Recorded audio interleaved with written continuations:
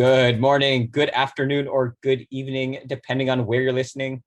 Welcome back to AI and the Future of Work.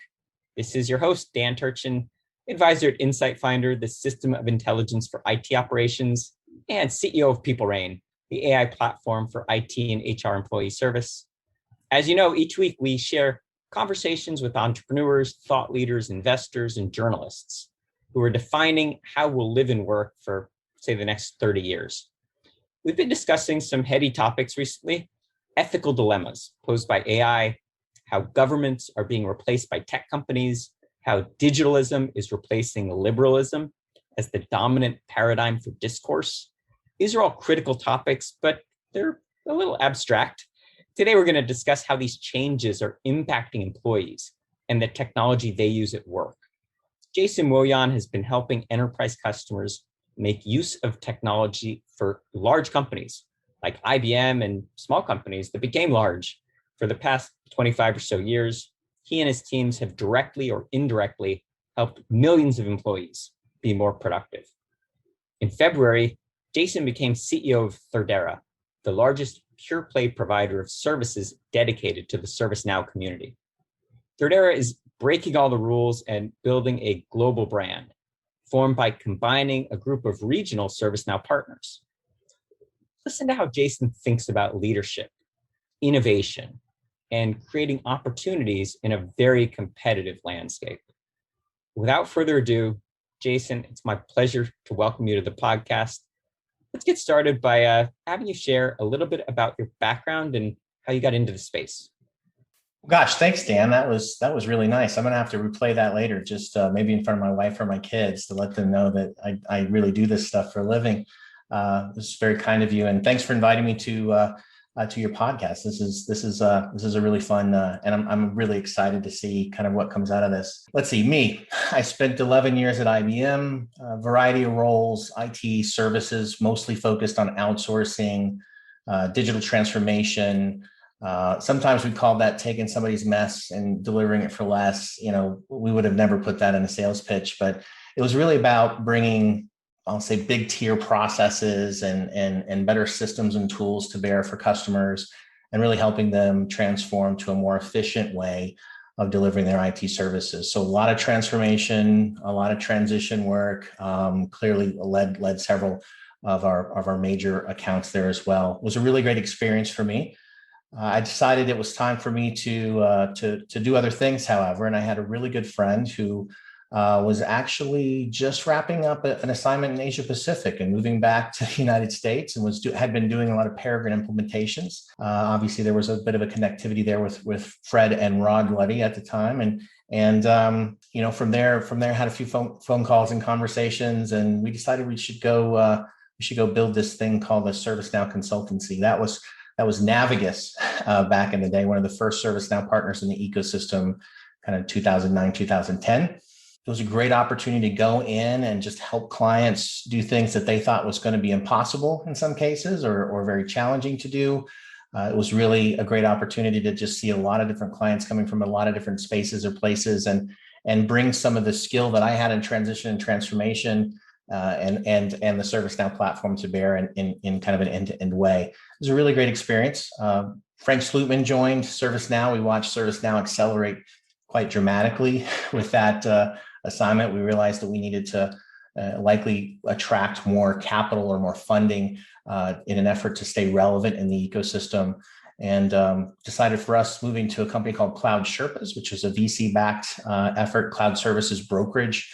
Had a Salesforce business unit, a Google business unit, and a ServiceNow business unit. We became the ServiceNow business unit. I was the president of the ServiceNow business unit there. We continued to grow quite aggressively with the market opportunity, really helping clients, again, just to achieve more in ServiceNow. And then at the end of 2015, Cloud Sherpas was acquired by Accenture. It was the senior MD responsible for our ServiceNow capability at Accenture for the next four and a half years. And really took that opportunity and had a great team around me. We were able to really scale that up to the single largest ServiceNow consultancy in the world.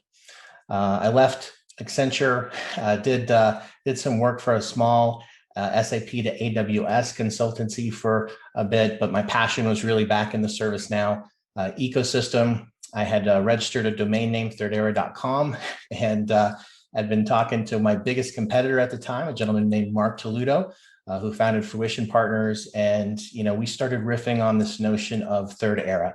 And for us, Thirdera it's the third era of technology, mainframe, distributed client, now cloud. IT's in its third era. The first era was about making data digital. Second era was about bringing rationality to that now digital data. And the third era is really about making that digital now rational data intelligent. And we couldn't help but observe that it was also, in our opinion, time for a third era of partner in the ServiceNow ecosystem. First era were small companies, not a lot of people remember anymore, but we're able to quickly pivot and attract and start to build ServiceNow skills. The second era, that was Navigus for me. The second era was about scaling those skills through VC or GSI backed endeavors. That was Cloud Sherpas and Accenture for me. And I think the third era is really about value and attracting scale in the establishment of value. ServiceNow is a very broad platform. There's many different things that it can do by workflow, by product. You have to be a sizable company with significant skills to really be effective across the breadth of ServiceNow. And, we really kind of established ourselves as, wouldn't it be great if we could take the focus and the relevance and the customer intimacy that comes with those regional partners and combine that with scale, a global capability and investments to really help us to deliver that value to clients at scale. And that's really what Thirdera is. For us, everything is an ambitional state, kind of forward looking, and really seeking to elevate every interaction we're making with our clients. We want to be the preeminent value-based customer or value-based provider to our customers. And that's their measurement, not ours. And we want to be a fun and exciting place to work where people can do their best work. So that's a little bit of how we got here. You mentioned Rob Luddy. I recall when I hired into ServiceNow, probably around when Navigus was getting started, Rob Luddy led my employee onboarding. There were only then, maybe I think 4 of us in my onboarding class. That was, everyone that was being onboarded that month. There were less than 100 customers, and there was essentially, a nascent but non-existent VAR ecosystem. You mentioned Toludo. Toludo actually was on this podcast in 2019. I'd encourage everyone go dig up the Toludo episode in the archives. But there was Toludo and Fruition, and there was you and Navigus and a few others. Well, fast forward to 2021, it's so crowded. There are hundreds of partners, many of whom are VARs, and you're crazy enough to launch a VAR for ServiceNow into this environment. Where is there room for differentiation? Oh, there's tremendous room for differentiation.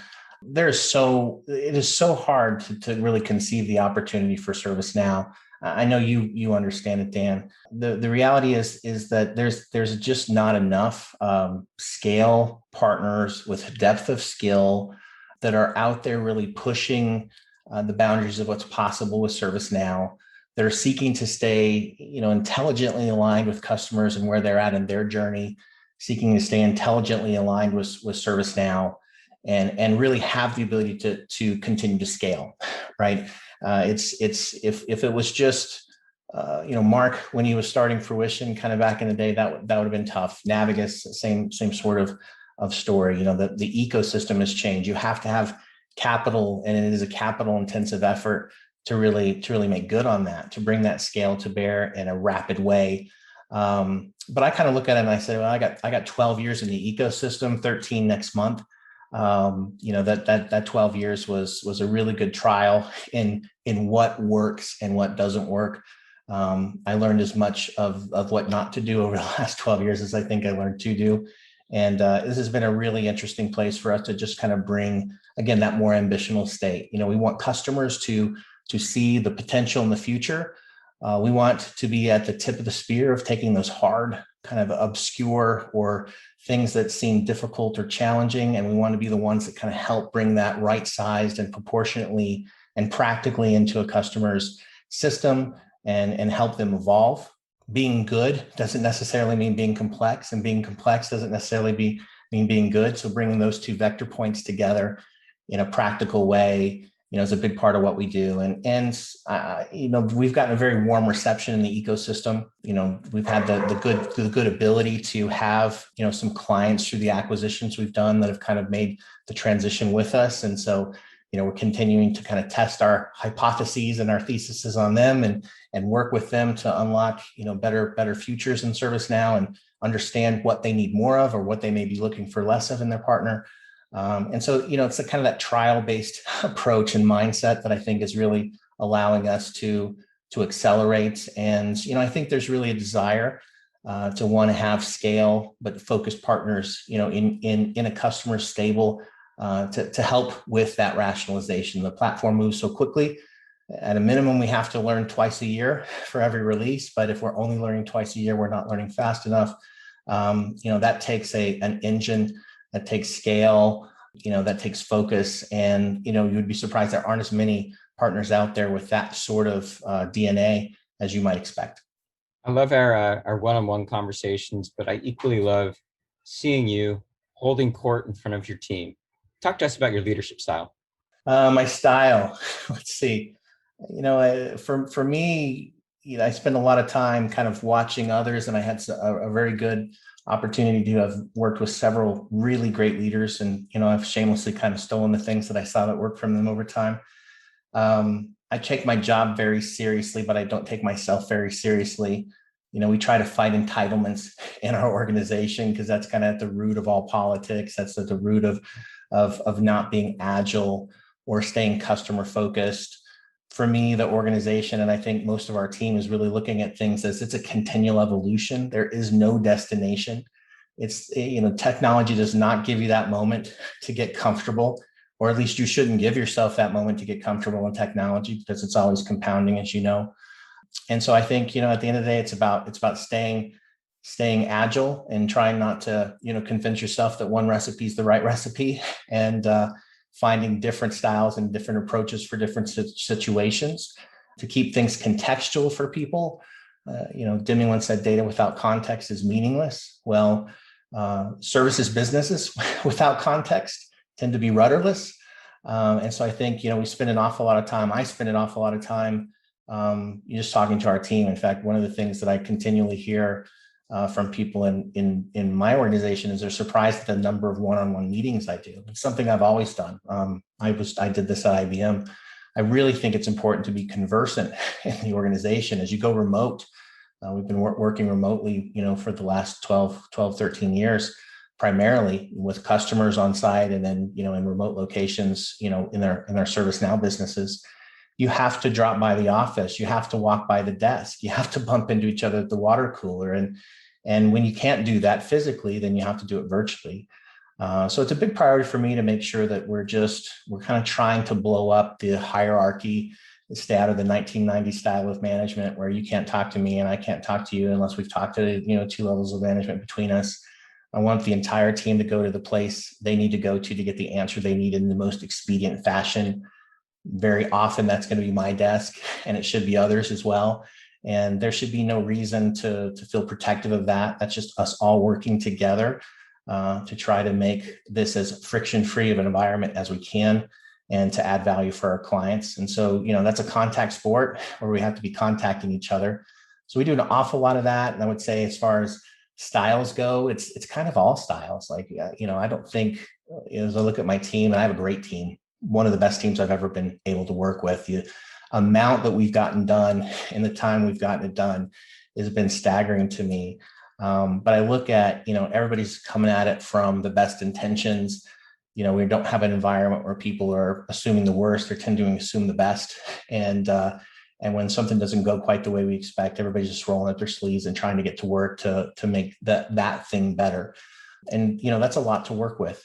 And as long as you keep talking to the teams, as long as you keep working and listening as much as you're advocating or talking about what we aspire to be, and getting that continual feedback, that's the most important part in any organization, in my opinion. It's just dialogue and context and, seeking to always try to gain those micro alignments on vision versus strategy versus execution. How do you think about the role that innovation and new technologies, AI or otherwise, will play in this kind of third era of work that you envision? I think one of the things that have observed that's kind of missing in the ecosystem, and I would say across technology, is oftentimes, you see innovation touted as a report or, an assessment or something like that, or some sort of workshop. And that is not the way I think about it. I think of innovation as an agenda.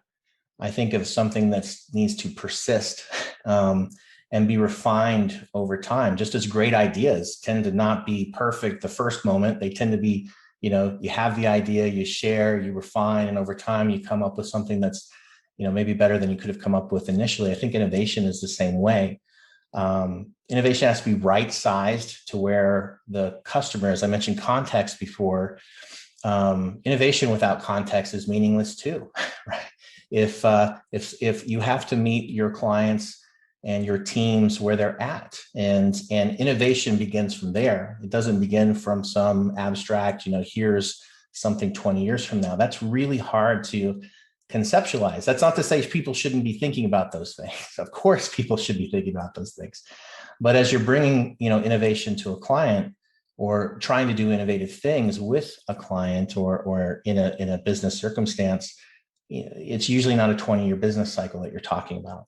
And so when I talk about context, that's a context I mean. When is time to value for this? What is the right recipe to really help this be rationalized over time? What would good look like today, a year from now, 2 years from now, sort of thing? And are we on the right trajectory? You can guarantee things are going to continually change in that time frame. And so you have to continually adapt, which is, again, why innovation has to be a persistent agenda that is just something that's looked at over time. And then the last thing that I see a lot, and I kind of almost look at it as like we're in a technical renaissance right now. We have more tools, we have more capabilities, we have more of everything than we've ever had in technology, and it's easier, faster, and more affordable to use than it's ever been before. And so I think as well, a really important thing is the willing to trial, to error, to explore is a really, really important thing. There's never been a safer time to get out there and really experiment and, see what that might mean.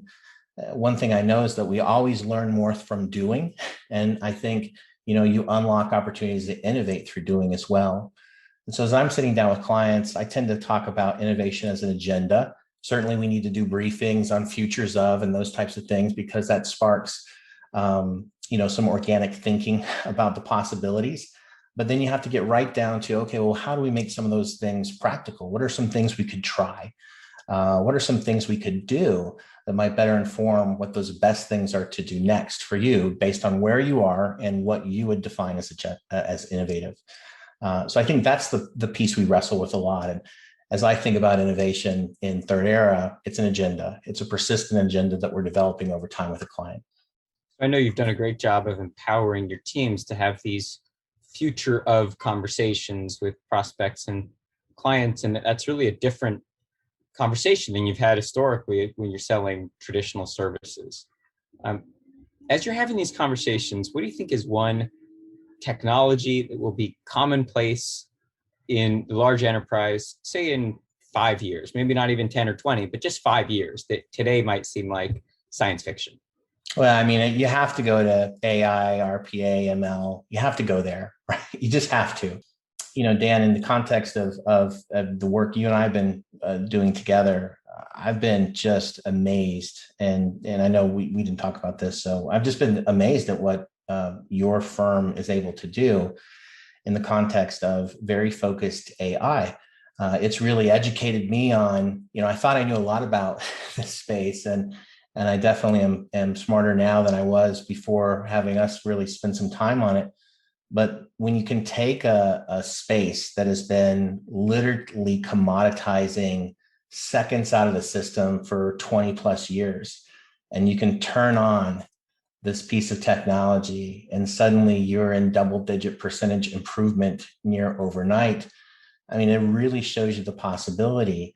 And, AI never tires, right? It's always on, it's always learning. It's got the ability, if pointed in the right way, and used in a very focused and practical way to really unlock tremendous value. And I intuitively knew there was a lot of opportunity for improvement. I did, but until you and I really started kind of looking at what you've been up to over the last many years, I have to say I'm shocked. And having come from a place where we did an awful lot of help desk outsourcing and call center outsourcing, and we back 20 years ago we thought we were pretty good at some of these things, and VRU based efforts and call deflection based efforts, and knowing that for 20 years people have been working on only doing more and more and more of that.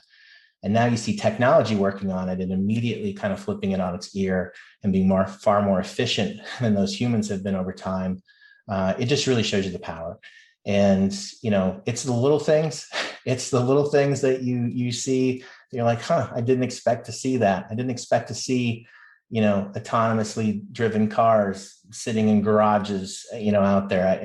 And the fact that we're just in such early stages of really seeing those things advance is inspiring to me, and is no question, that's where things are going. This human plus machine kind of mentality is where we all need to go. Now we need to do that ethically, and we need to do it smartly, and we need to be clear about general approaches to these versus very specific approaches to AI and things of that nature. But man, there's a tremendous opportunity there, and you're far more qualified than I am to explain it. But I look at it and I go, this is if we are in early innings of cloud, we haven't even dressed for the field yet in AI. But that curve is going to move infinitely faster than the cloud curve did, and that curve was obviously infinite faster than the curve before that. So this compounding effect is for me, it's just a really exciting time to be in technology. I mean what I said when I said there's been no better time to do these things, right? The amount of compute and capabilities we have at our fingertips is amazing. And again, it's only going to continue to compound. In the past, we've celebrated years when maybe as a CIO, you'd achieve a 4 to 6% improvement in MTTR or call volume reduction just by brute forcing it, right? And now, with modern technologies, we're looking at customers that are reducing their MTTR 60%, or autonomously deflecting 65 or 70% of their calls. It's unheard of, and the key thing, you made this point, but I want to double down on it, is that it is not about replacing humans with machines. It's about the fusion of machine intelligence with human intelligence. To that point, we both have young kids, and we're coaching them about how to go and make a dent in the universe in their careers. What are the skills that they should be investing in now that will be future-proof? Wow, my kids would hate to hear me answer this question, because I might get on a soapbox about it from time to time, and even taken it down to our local school as well. But I think being e-lingual is as important as being bilingual, right? Being as fluent with computer language and capabilities is, in my mind, one of those future-ready skills that's as important as being able to communicate, in a bilingual way. And I think there should be opportunities for younger people to be able to bias themselves that way if they so desire. There are a lot of great classes out there to help people learn things, right? There's a great access to information, but if you really look at a systematic curriculum-based way of learning and treating electronic means of communication, electronic means of working, and it looked at those as important as some of the other foundational things that a young person should know and could know to be a better human, to be better in society, and to be able to contribute.